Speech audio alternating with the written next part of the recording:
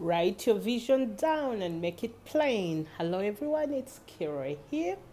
And yes, why do we write our visions down? To be able to concrete them from mind to paper. That process creates clarity, creates expansion, creates vision and manifestation of the process. As you're writing, you start finding the loopholes, the missing pieces, and in the process, you will start attracting other people who will support your vision. So you're dreaming of something, you've seen something in your mind's eye. Yes, write it down and make it plain. And write it more than once, again and again and again. For me, I like thankfulness. So every time I'm like, thank you, thank you, thank you, and thank you again.